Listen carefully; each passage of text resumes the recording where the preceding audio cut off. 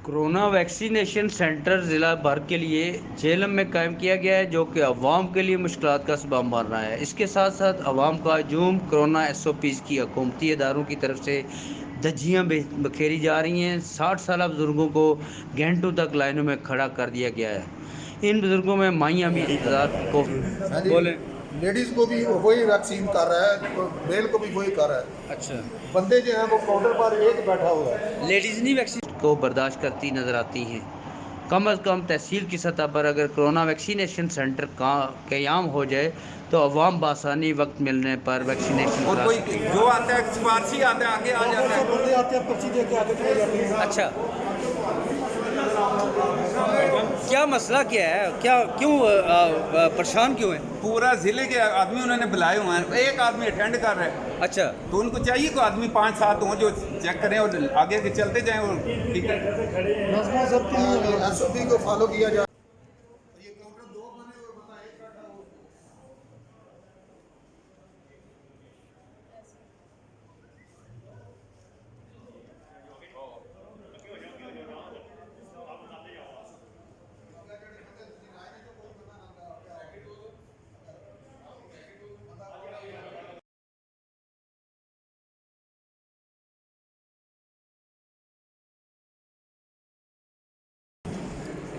आपने ये 3 सवाल हैं, यानी कि अगर पहले सुना है कि बुखार होता है तो वो आपको नहीं लगाना चाहिए, इंजेक्शन या वैक्सीन नहीं लगाना चाहिए। बाद में क्या होता है, उसमें बुखार होता है, खांसी होता है, क्या होता है, तो कुछ हो सकता है, तो उसमें घबराने की क्या सकता है। चलो जी, आप बोलें।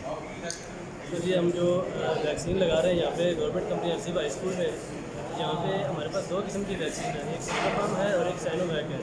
इसमें अगर किसी को बुखार हो या एक्टिव डिजीज़ हो तो उसमें फिर हम नहीं लगा रहे। वैसे कोई मेजर कॉन्ट्राइंडिकेशन नहीं है, ठीक है। और इसके बाद वैसे अभी तक कोई साइड इफ़ेक्ट रिपोर्ट नहीं हुआ।